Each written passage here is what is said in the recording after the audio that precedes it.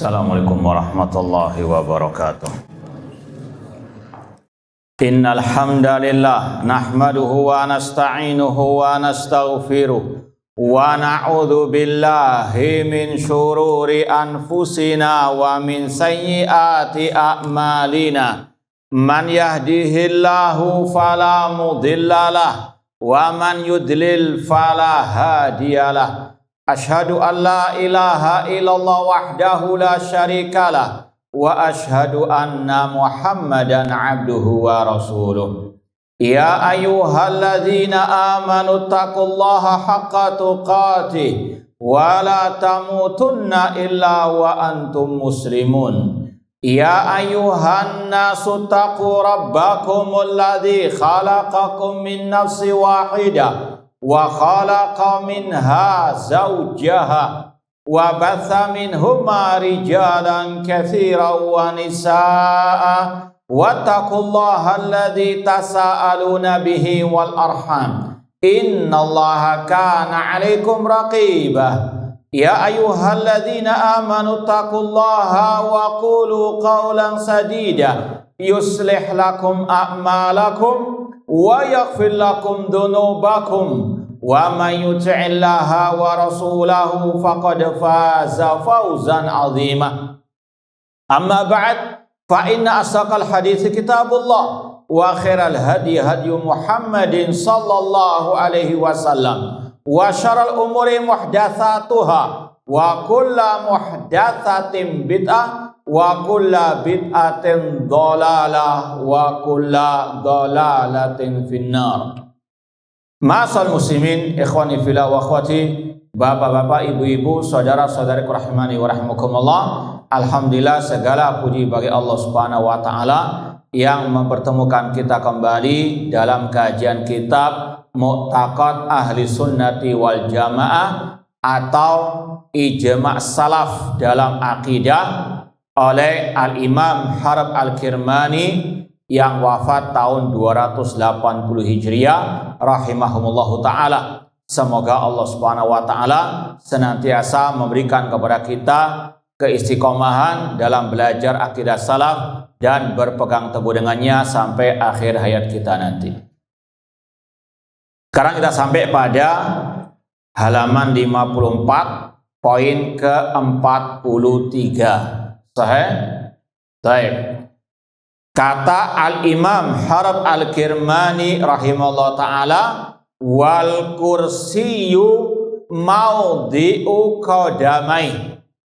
Al-kursi, yaitu yang dimaksud di sini seperti yang Allah firmankan dalam ayat kursi, wasi'a kursiyuhus samawati wal ard. Kursinya Allah meliputi langit dan bumi. Apa yang dimaksud dengan kursinya Allah? Ini yang dikatakan oleh Imam Harb Al-Kirmani.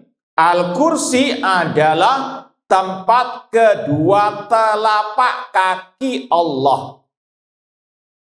Sekali lagi, al-kursi di sini sama dengan yang dimaksud dalam ayat kursi, dan karenanya dinamakan ayat kursi karena ada penyebutan wasi'a kursiyuhus samawati wal arda.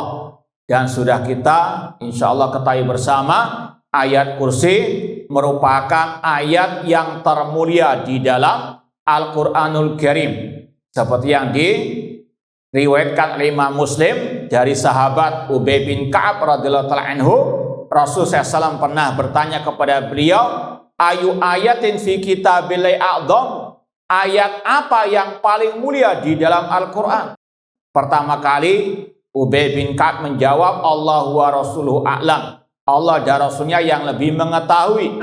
Sampai Rasul mengulang beberapa kali pertanyaan tersebut hingga Ubay bin Ka'ab menjawab ayatul kursi. Kemudian Rasul membenarkan dan mengucapkan selamat kepada beliau, liyahnikal ilmu Abul Mundhir, selamat atas ilmu yang kau miliki wahai Abul Mundhir, kunyanya Ubay bin Ka'ab.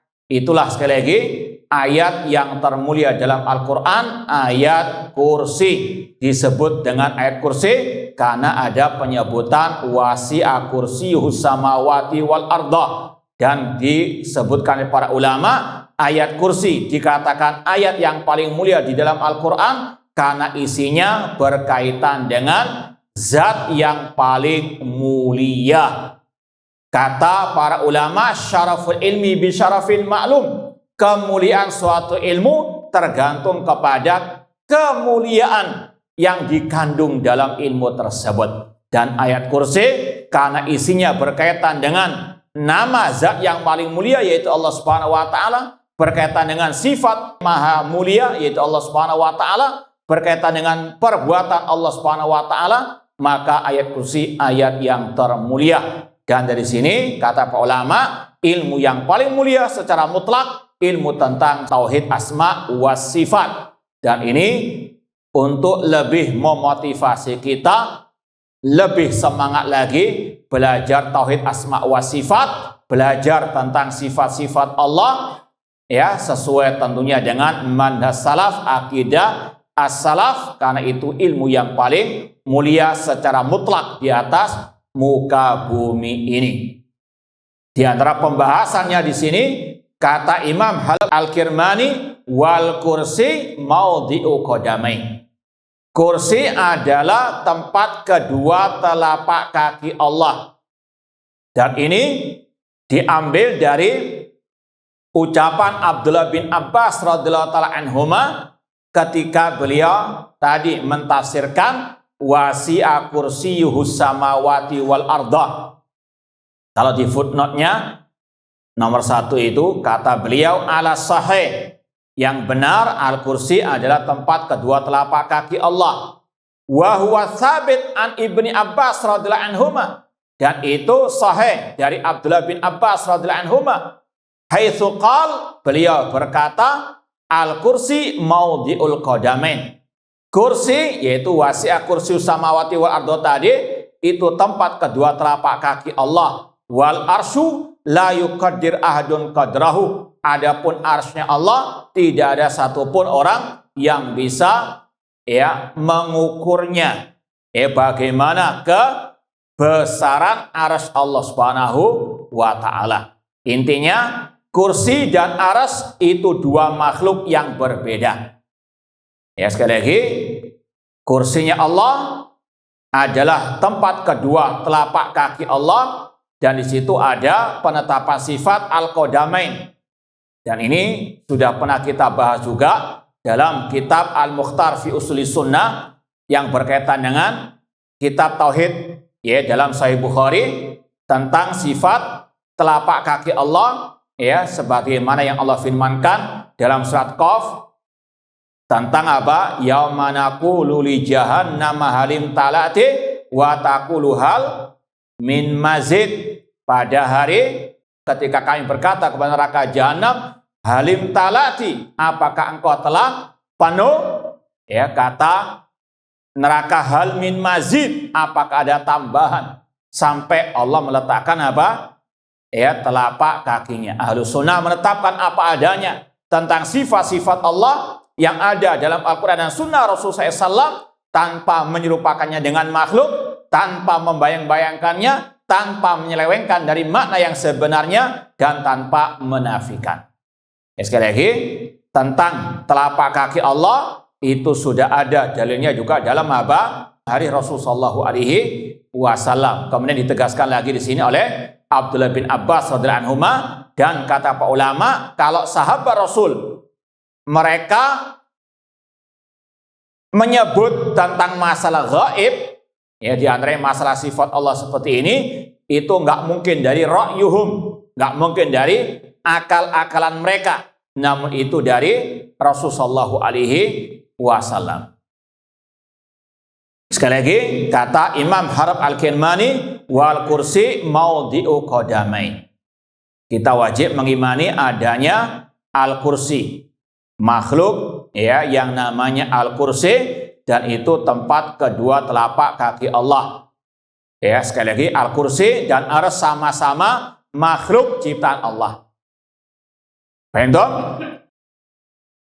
Jangan disamakan dengan sifat Allah. Ya, sekali lagi, Al-Kursi tempat kedua telapak kaki Allah.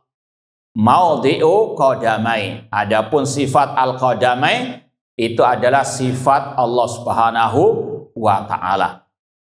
Imam At-Tahawi, kalau kita lihat kitab Al-Aqidah Tahawiyah, Imam At-Tahawi mengatakan wal arsyu wal kursiyyu haqqun.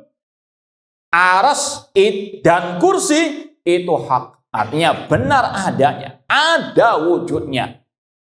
Ini masalah gaib. Orang yang beriman yu'minuna bil gaib. Al arsyu wal kursi haqqun.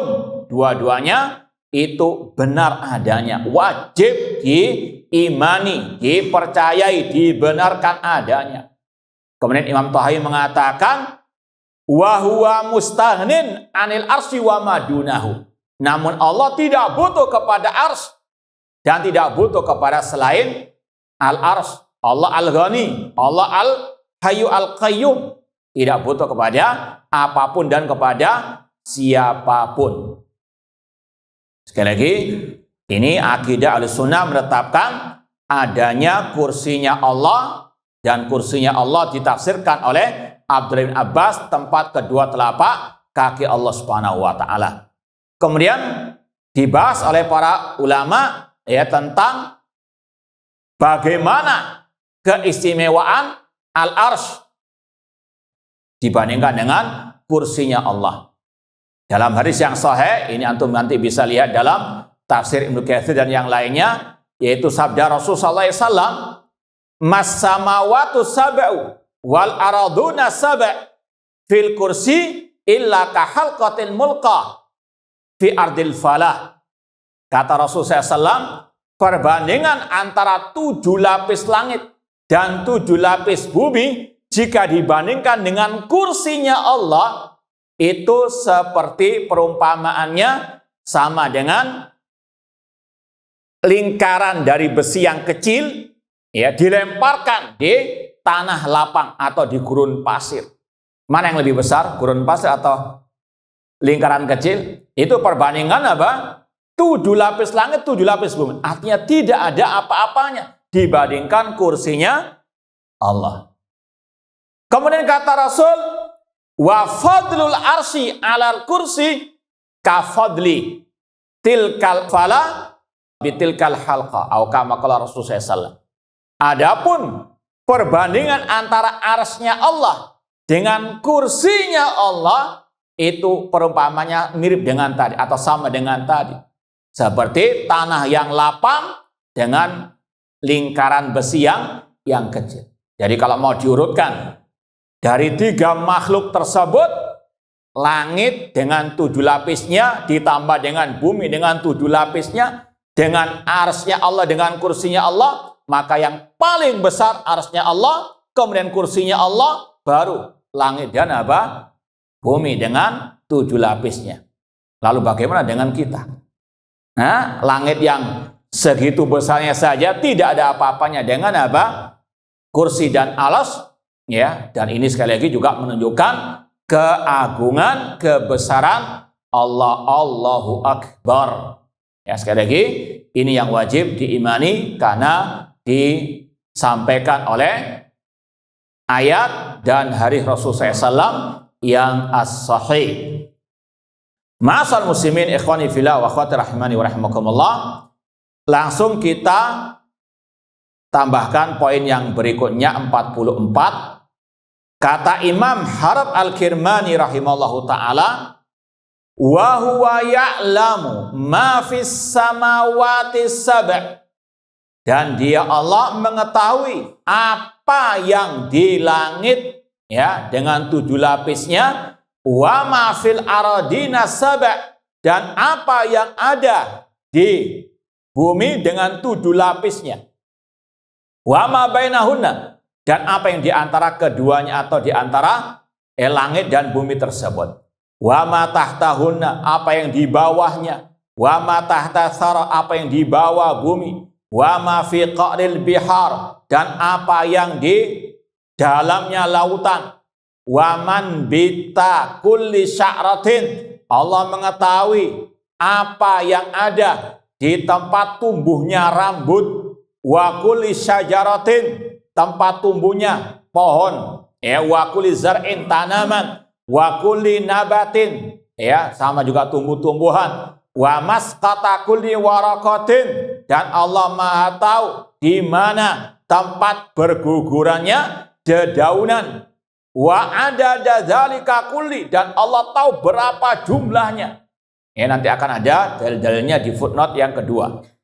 Wa adadal hasa wa ramal wa turab, Allah mengetahui berapa jumlah kerikil di atas muka bumi ini, berapa jumlah butiran pasir, butiran tanah, wa masaqilal jibal, beratnya gunung-gunung yang ada di atas muka bumi, wa qatral amtar, demikian pula dengan tetesan air hujan, wa a'malal ibad, Allah mengetahui semua perbuatan hamba, wa atharahum, dan dampak dari perbuatan hamba, wa kalamahum, Allah mengetahui ucapan mereka, wa anfasahum, hembusan nafas mereka, wa tamtamatahum, dan ucapan mereka yang tidak jelas, wa ma tuwaswisu bihi suduruhum, dan Allah mengetahui apa yang dibisikkan oleh dada-dada mereka. Ya'lamu kulla syai', Allah mengetahui segala sesuatu. La yakhfa alaihi syai'un min dalik, tidak tersembunyi baginya sesuatu apapun dari hal-hal tadi. Ini sekedar contoh saja yang disebutkan tadi. Ya, sekali lagi ini sekedar misal, contoh, ya, yang menunjukkan bagaimana keluasan ilmu Allah Subhanahu wa ta'ala. Ya, Allah bi kulli syai'in alim, ya'lamu kha'inatal a'yun wa ma tukhfis sudur, wallahu al-alim, al-khabir, al-basir, ya, as-sami'. Ini yang wajib untuk diyakini. Kemudian di footnote yang kedua disebutkan dalil-dalil tentang hal tadi. Di antaranya surat At-Talaq ayat 12, li ta'lamu annallaha ala kulli syai'in qadir wa annallaha qad ahata bi kulli syai'in ilma, agar kalian mengetahui bahwasanya Allah Maha Kuasa atas segala sesuatu dan bahwasanya Allah ilmunya meliputi segala sesuatu.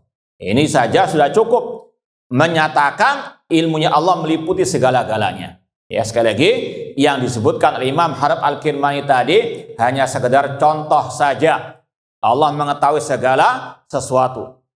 Kemudian Allah berfirman dalam surat Thaha 98, innama ilahukumullahu alladzi la ilaha illa huwa wasi'a kulla syai'in ilma. Sesungguhnya sesembahan kalian adalah Allah yang tidak ada sesembahan yang hak kecuali Dia. Wasi'a kulla syai'in ilma, ilmunya Allah meliputi segala sesuatu.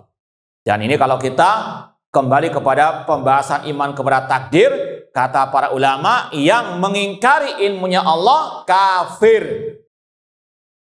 Sebagaimana yang dikatakan Imam Asy-Syafi'i rahimahullah tentang kelompok Al-Qadariyah yang ekstrim, yang menafikan ilmunya Allah. Mereka mengatakan Allah tidak mengetahui sesuatu sampai terjadinya sesuatu itu. Kata Imam Asy-Syafi'i rahimahullah, naziru al-qadariyah bil ilmi. Kalau kalian, terutama para ulama, berdebat dengan kelompok al-qadariyah yang ekstrim, mulai dengan pembahasan tentang ilmunya Allah.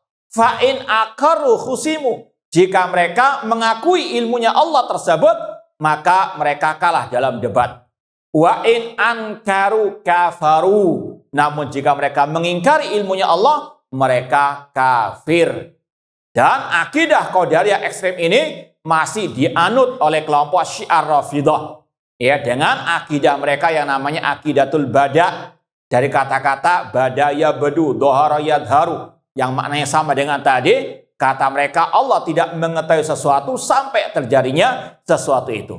Ya, ini salah satu kekafiran kelompok Syiah Rafidah qatalahumullah. Wa qala azza sya'nuhu, Allah juga berfirman dalam surat Al-An'am 59, wa indahu mafatihul ghaibi la ya'lamuha illa huwa wa ya'lamu ma fil barri wal bahr.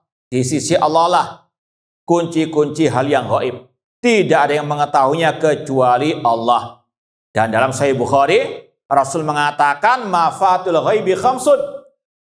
Kunci yang gaib ada 5. Kemudian dibacakan akhir surat Luqman. Allah mengatakan innallaha indahu ilmus sa'ah wa yunazzil ghaitha wa ya'lamu ma fil arham wa ma tadri nafsum madza taksibu ghadan wa ma tadri nafsun bi ayyi ardin tamut. Sesungguhnya Allah yang mengetahui kapan datangnya hari kiamat. Allah yang mengetahui turunnya hujan, apa yang dalam rahim seorang ibu, dan tidak ada satu jiwa yang tahu apa yang dia perbuat esok hari, dan tidak ada satu jiwa pun yang tahu di bumi mana dia akan mati. Ini 5 hal gaib yang hanya Allah yang mengetahuinya. Kemudian Allah mengatakan wa ya'lamu ma fil barri wal bahr. Allah mengetahui yang di daratan dan di lautan secara terperinci. Ini juga sebagian perinciannya ada dalam ucapan Imam Harab Al-Kirmani tadi, ya, tentang apa? Wa ma fi qa'lil bihar. Allah mengetahui apa yang di dasar lautan, dari tanamannya, ya, ikan-ikannya, semuanya. Ya, la takhfa alaihi khafiyah. Kemudian wa ma tasqutu min waraqatin illa ya'lamuha. Dan tidaklah dedaunan berguguran kecuali Allah mengetahui. Ini yang diucapkan juga oleh Imam Harab Al-Kirmani tadi. Wa masqata kulli waraqatin. Allah mengetahui tempat jatuhnya setiap daun. Di mana daun itu apa? Berjatuhan, berguguran, berapa jumlahnya. Kemudian Allah mengatakan lagi, wala habbatin fi dhulumatil ardi wala ratbin wala yabisin illa fi kitabin mubin. Dan tidaklah biji-bijian di kegelapan bumi. Ini juga dikatakan oleh Imam Harab Al-Kirmani tadi, tempat tumbuh-tumbuhan, tanaman, demikian pula segala yang basah yang kering, mencakup tadi kerikil, butiran pasir. Allah mengetahui semuanya. Wala rabbin wala yabis illa fi kitabin mubin. Melainkan semua itu ditulis dalam kitab yang nyata, yaitu dalam Lauhul Mahfuz, ya. Ini juga berkaitan dengan iman kepada takdir setelah al-ilmu al-kitabah. Allah mengetahui segala-galanya dan Allah catat semuanya dalam Lauhul Mahfuz. Taib ma'asal muslimin ikhwani fillah wa akhwati rahimani wa rahimakumullah. Ayat yang terakhir yang dibawakan oleh pentahqiq di sini, qala jalla wa ala walaqad khalaqnal insana wa na'lamu ma tuwaswisu bihi nafsu wa nahnu aqrabu ilaihi min hablil warid. Dan sungguh kami menciptakan manusia dan kami mengetahui apa yang dibisikkan oleh jiwanya dan kami lebih dekat kepadanya dari urat lehernya. Ini sebagai dalil ucapan Imam Harab Al-Kirmani tadi yang sebelum terakhir, wa ma tuwaswisu bihi suduruhum. Allah mengetahui apa yang dibisikkan oleh dada ataupun jiwa manusia. Ya, ya'lamu kulla syai'. Dan intinya Allah mengetahui segala-galanya. Wallahu bikulli syai'in alim. Dan ini juga dibahas dalam ayat kursi tadi. Ya'lamu ma baina aydihim wa ma khalfahum. Allah mengetahui apa yang di depan mereka dan yang di belakang mereka. Ini yang wajib diimani. Dan di antara sifat Allah yang sekali lagi wajib diimani tentang ilmunya Allah meliputi segala-galanya. Wallahu ta'ala alam. Ini dibahas oleh Imam Harab Al-Kirmani setelah pembahasan tentang kursinya Allah. Ini untuk menunjukkan beda antara kursinya Allah dengan ilmunya Allah. Ya kan, ada sebagian yang mentakwil atau membawakan riwayat, namun itu tidak benar. Dari sebagian salaf, kursinya Allah adalah ilmunya Allah. Maka di sini wallahu alam dibedakan, kursinya Allah adalah tempat tadi kedua telapak kaki Allah. Adapun ilmunya Allah ini sifat yang lain daripada tadi al-kursi. Al-kursi makhluk, sedangkan ilmunya Allah adalah apa? Sifatnya Allah Subhanahu wa taala. Wallahu taala alam. Kemudian poin yang ke-45, kata Imam Harab Al-Kirmani rahimahullah, wa huwa 'alal arsy fauqas sama'i sabi'ati. Dan dia Allah ada di atas arsy, di atas langit yang ketujuh. Ini pembahasan yang sudah sebetulnya kita lewati pada poin 42. Terakhir kajian sebelum Ramadan.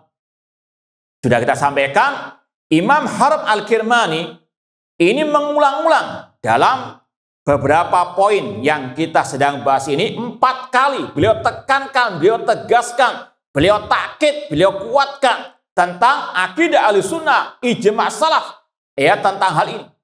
Poin 42. Coba antum lihat lagi. Ini sekali lagi biar ahli bidah ya tambah melek. Bahwasanya inilah akidah dan ijma' salaf. Wallahu tabaraka wa ta'ala 'alal arsy. Ya, poin 42 Imam Harb Al-Kirmani mengatakan Allah Ta'ala di atas arsy. Kemudian beliau ulangi lagi, kuatkan lagi, tekankan lagi poin 45 yang sekarang kita bahas. Wa huwa 'alal arsy, dan dia Allah ada di atas arsy. Ditekankan lagi poin 46. Ya, kita baca yang paragraf yang mau terakhir. Li'anna Allah tabaraka wa ta'ala 'alal arsy fawqa samai sabi'a. Karena Allah di atas arsy, di atas langit yang ketujuh. Ditambahkan lagi, tegaskan lagi poin 47. Yang sebelum akhir itu wallahu ala arsyihi azza dzikruhu. Allah di atas arsy-Nya. Ya, sekali lagi ini ijma' salaf. Ini bukan pendapat Harb Al-Kirmani, dan beliau sudah mengatakan dari awal apa yang beliau katakan dalam poin-poin kitab ini adalah ijma' sahabat Rasulullah SAW. Kita ulang lagi biar lebih mantul lagi. Kata beliau di awal kitab halaman 25, hadza madhhabu a'immatil ilmi wa ashabil athar wa ahli sunnah al-ma'rufina biha al-muqtada bihim fiha min ladun ashabin nabi sallallahu ila yaumina hadza. Inilah mazhab atau akidah para imam-imam ahli ilmu, ashabil athar, ahli sunnah yang dikenal dengan berpegang teguh dengan sunnah, yang merupakan suri teladan dalam ittiba'us sunnah sejak zaman sahabat Nabi sampai hari ini, yaitu sampai zamannya Imam Harb Al-Kirmani. Artinya para sahabat, para tabi'in, para tabi'ut tabi'in sepakat tentang akidah yang satu ini. Allah 'alal arsy. Adapun dalilnya insya Allah sudah masyhur. Ada 7 ayat, di antaranya surat Al-Hadid ayat keempat. Allah mengatakan huwallazi khalaqas samawati wal arda fi sittati ayamin tsumma stawa 'alal arsy. Dialah Allah yang menciptakan langit dan bumi dalam 6 masa, kemudian Allah istawa di atas arsy. Dalam surat Thaha ayat kelima Allah mengatakan Ar-Rahman 'alal arsy istawa. Demikian pula dalam surat Al-A'raf 54. Nanti antum lihat lagi. Intinya sekali lagi, ini adalah akidah yang sesuai dengan Al-Quran, sesuai dengan sunnah Rasul, dan ijma' as-salaf. Dan yang menyelisihinya, sebagaimana kata Imam Harb Al-Kirmani, kata beliau, faman khalafa syai'an min hadhil madzahib aw ta'ana fiha aw abaqa ilaha fahuwa mubtadi' kharijun anil jamaah. Barang siapa menyelisihi salah satu dari akidah yang merupakan ijma' salaf ini, atau dia mencelanya, mencaci maki orang yang mengatakannya, maka dia mubtadi' alil bid'ah, keluar dari ahlu sunnah wal jamaah, zailun an manhaji sunnah wa sabil haq. Dia menyimpang dari manhaj sunnah dan dari jalan kebenaran. Dan insya Allah akan disebutkan lagi oleh pentahqiq beberapa ucapan salaf atau ulama ahli sunnah yang menukil ijma' ini. Sekali lagi, yang menukil ijma' salaf tentang akidah Allah di atas arsy bukan hanya Harb Al-Kirmani, nanti akan ada yang lain. Ini sekali lagi menunjukkan bagaimana terang benderangnya akidah yang satu ini. Namun ahlul bidah tetap nggak melek-melek, ahlul bidah tetap menyimpang dan mereka buta mata hati mereka, sebagaimana firman Allah, innaha la ta'mal absar walakin ta'mal qulub allati fi sudur. Bukan mata kepala mereka yang buta, namun mata hati mereka yang buta. Ya, sekali lagi ijma' salaf mengatakan Allah alal arsh. Ya, dan dalam poin-poin ini ditegaskan ya berulang kali oleh Imam Harab Al-Kirmani, Allah alal arsh. Dan sudah kita bahas juga tentang tafsir ulama salaf, Ar-Rahman alal arsh istawa. Kalau mau diulang lagi, kalau anak tanya ada berapa tafsir salaf tentang arti istawa di sini? Ada yang ingat? Ada berapa? Nah, masih kenyang kue lebaran. Nah, biar agak ya diangkat sedikit lah liburan panjang kemarin. Nah, karena di luar sana ahli bidah luar biasa. Sekarang ya menebarkan berbagai macam syubhat, meskipun syubhat yang dhahidah, yang saqitah, yang sangat ya lemah sekali. Cuma paling tidak harus kita tetap berbekal ya jawaban atas syubhat-syubhat mereka. Ya seperti yang sudah kita sampaikan pada bantahan terhadap oknum ahli kalam, ahli filsafat beberapa saat yang lalu yang mengingkari bahwasanya tidak ada salaf yang mentafsirkan istawa seperti yang ditafsirkan oleh Syekh Muhammad bin Utsaimin. Ya, mereka sekarang mengarahkan itu kepada Syekh Utsaimin, kepada Syekhul Islam Ibnu Taimiyah dan seterusnya. Padahal itu menunjukkan kebodohan atau kejahilan dan kedustaan mereka. Baik, sekedar murajaah saja. Ada berapa tafsir salaf tentang istawa alal arsy, istawa? Yang paling masyhur ada dua. Ini dalam bahasa Arabnya loh ya. Nah, al-ulu ya. Yang kedua? Hah? Iya, itu satu dua. Kita kasih bocoran tadi. Yang paling masyhur ala wartafa, tafsir dari Mujahid Abul Aliyah. Dua lagi.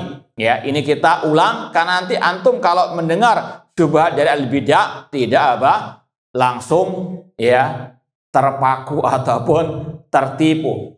Ya. Dua lagi. Itu juga sama dan maknanya tidak jauh dari ala wartafa tadi.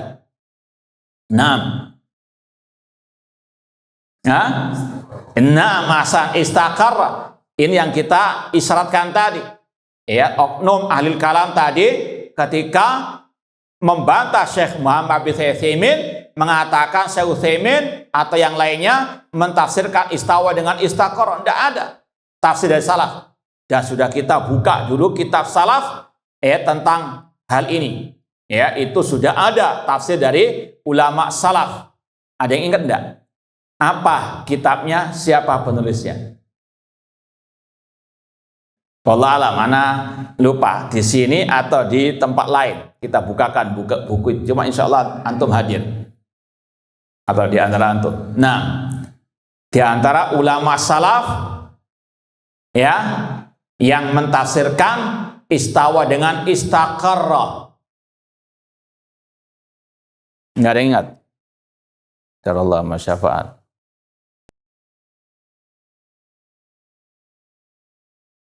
Taib, lanjut atau gimana nih? Tetap lanjut aja. Hah? Jangan tidur tapi. Taib, di antaranya sudah kita sampaikan yaitu Imam siapa kira-kira? Hah? Yang menulis kitab, dan ini sudah kita bahas juga di kitab Al-Mukhtar fi Usuli As-Sunnah. Al-Mukhtar fi Usuli As-Sunnah itu ringkasan dari 3 kitab. Kitab apa saja? Hah? Ta'wil Mukhtalifil Hadis, karya siapa itu? Ibnu Qutaibah. Ya, anak ulang apa? Kitab Al-Mukhtar fi Usuli As-Sunnah yang sudah kita khatamkan di sini, ringkasan dari kitab ya 3 kitab. Kitab Asy-Syari'ah Imam Al-Ajurri, kitab tadi ya Ta'wil Mukhtalifil Hadis oleh Imam Ibnu Qutaibah. Ini yang menjelaskan di antara makna istawa, istaqarra. Dan juga dibahas oleh Imam Ibnu Abdul Bar dalam kitabnya At-Tamhid. Kemudian Al-Mukhtar fi Ushul Sunnah, ringkasan dari kitab Tauhid oleh Imam Al-Bukhari. Intinya sekali lagi, ada di antara salaf yang mentafsirkan istawa ala arsy istaqarra. Allah menetap di atas al-arsy. Itu bukan karangan Ibnu Taimiyah, itu bukan karangan ya Syekh Muhammad bin Utsaimin rahimahullah taala. Namun sekali lagi, itulah kebiasaan alil bidah, ya, mereka jahil murakkab, mereka kadzabun dajjalun, ya. Sekali lagi, ini salah satu makna istawa al-arsy istaqarra. Kemudian yang keempat apa makna istawa? Sa'ida, ya, naik, ya. Ini juga tidak bertentangan dengan kata-kata ala wartafa, ya. Sekali lagi, Allah alal arsy fauqas sama'is sabi'ah. Allah di atas aras ada di atas langit yang ketujuh. Dan ini juga salah satu keistimewaan arasnya Allah. Aras makhluk yang paling besar. Sudah kita sampaikan tadi dalilnya. Demikian pula aras adalah makhluk yang paling tinggi. Seperti dalam hadis tentang ya sabda Rasul, idza sa'altumullaha fas'alu al-firdaus.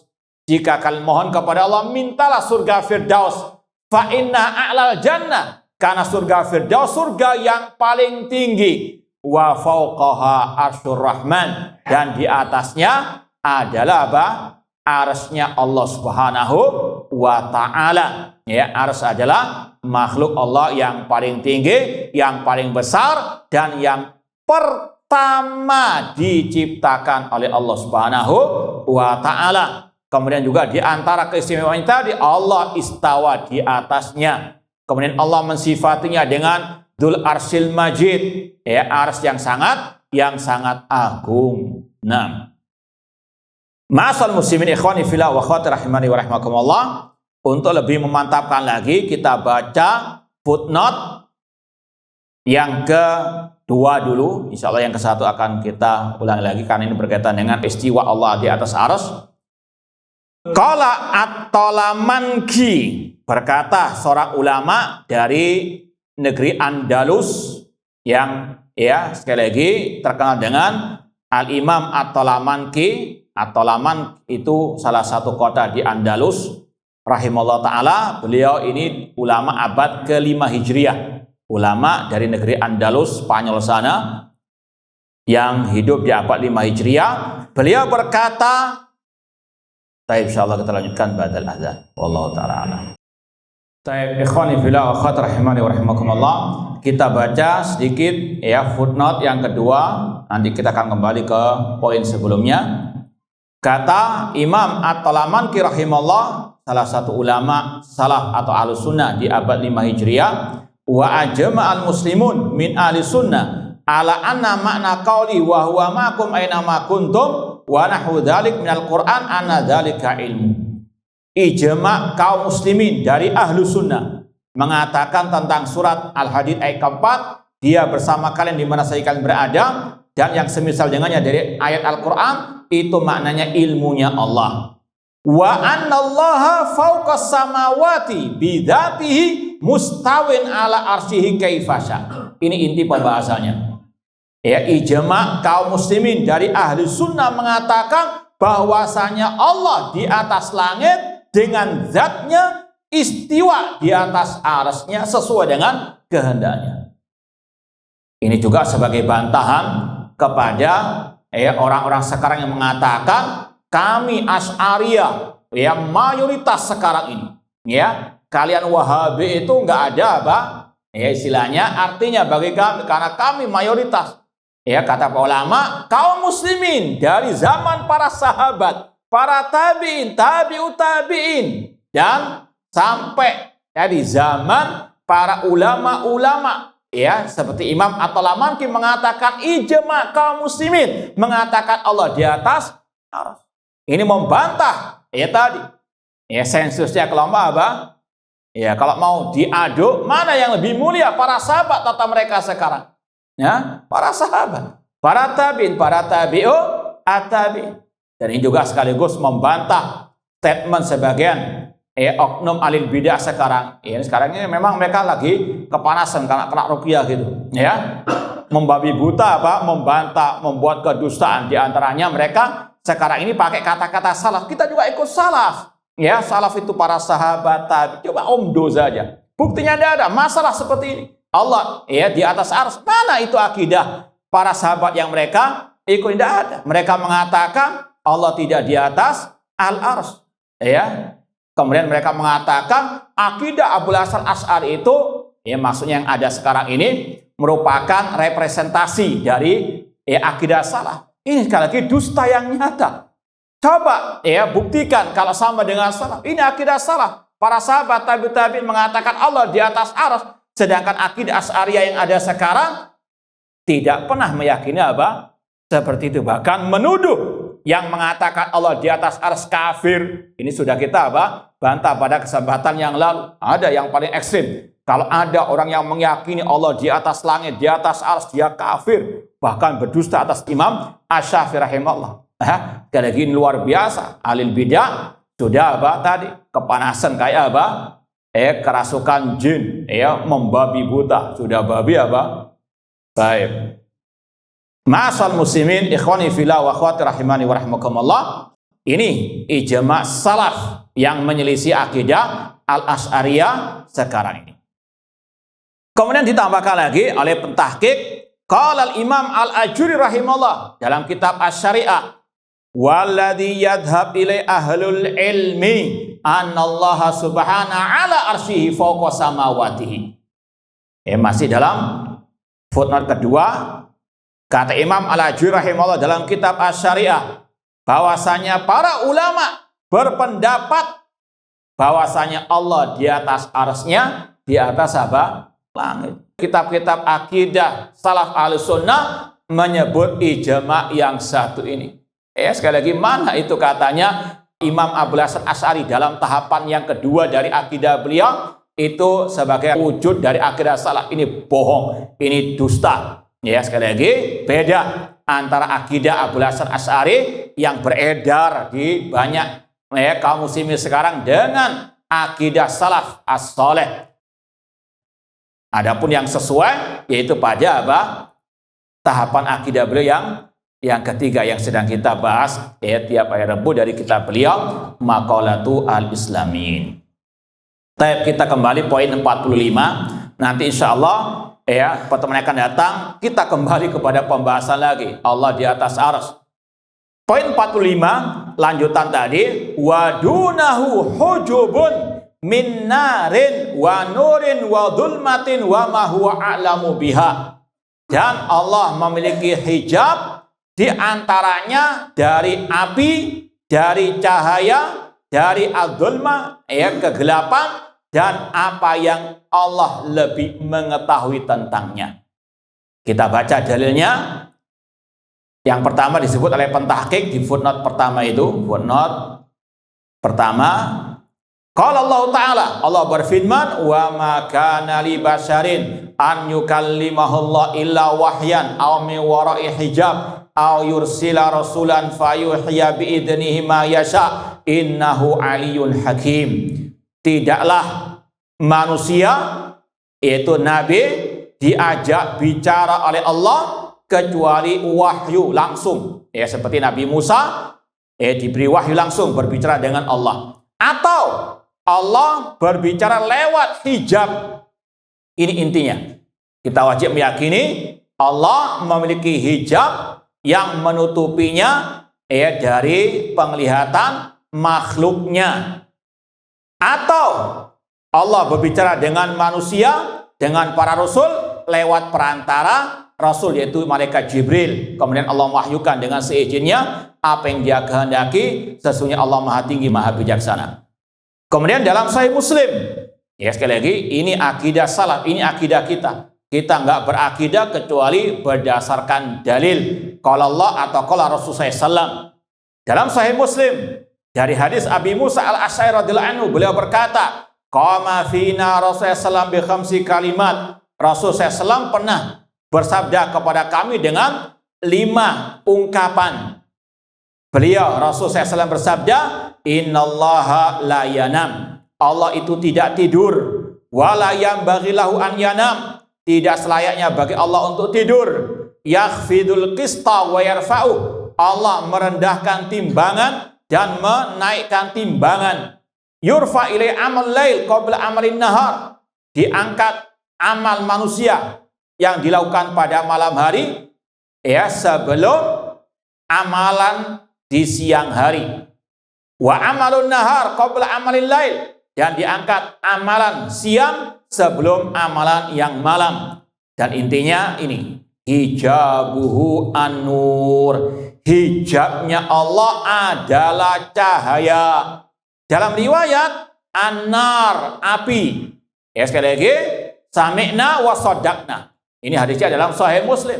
Seorang muslim ya tugasnya mendengar dan taat dalam melaksanakan perintah Allah dan mendengar dan membenarkan apa yang dikabarkan oleh Allah dan Rasulnya sallallahu alaihi wasallam. Hijabnya Allah adalah cahaya dan juga api.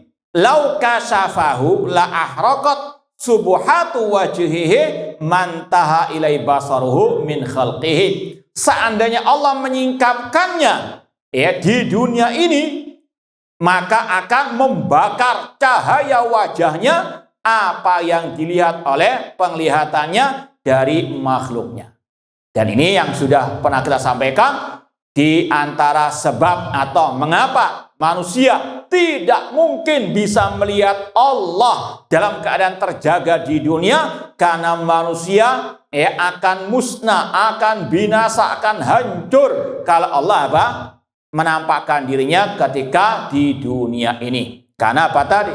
Seandainya Allah menyingkapkan hijabnya tersebut, maka cahaya wajah Allah akan membakar manusia, makhluk yang ada di atas muka bumi. Dan ini mengingatkan kita tentang kisah kalimullah Nabi Musa alaihissalam. Rabbi arini anzur ilaik.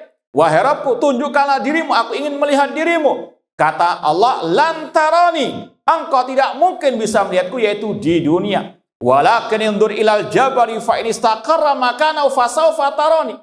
Namun lihatlah kepada gunung itu, kalau dia tetap di tempatnya, maka engkau akan bisa melihatku. Falamma tajalla rabbul jabali ja'alahu dakka. Ketika Allah menampakkan dirinya kepada gunung tersebut, hancur gunung tersebut. Ya, sekali lagi, ini yang berkaitan dengan sabda Rasul, lau kasyafahu la ahraqa subatu wajhihi mantaha ilai basaru min khalqihi. Ini sekali lagi rahasia mengapa manusia tidak mungkin bisa melihat Allah di dunia, karena manusia tidak memiliki kekuatan. Namun di akhirat mereka bisa melihat Allah karena Allah memberikan kekuatan kepada mereka. Ya, intinya sekali lagi, hijabnya Allah ada dari cahaya, ada dari api, kegelapan, dan seterusnya. Kemudian dilanjutkan lagi oleh pentahqiq riwayat waja'a an Ibni Umar radhiyallahu anhu annahu qala ihtajaballah an khalqi bi arba'in. Ya, afwan, kita lanjutkan sedikit.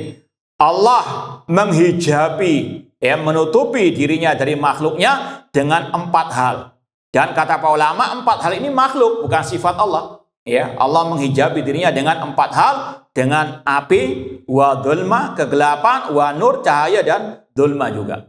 Ya, ini sekali lagi hadisnya mauquf, artinya dari sahabat Abdullah bin Umar, dan kaidahnya tadi sahabat Rasul kalau berbicara masalah gaib tidak mungkin dari ra'yunya, kata para ulama. Itu berdasarkan taklim dari Rasul sallallahu alaihi wasallam. Ini yang mungkin bisa kita sampaikan, kurang lebihnya mohon maaf. Wa jazakumullahu khairan. Aqulu qouli hadza wa akhiru da'wana anil hamdulillahirabbil alamin. Wassalamualaikum warahmatullahi wabarakatuh.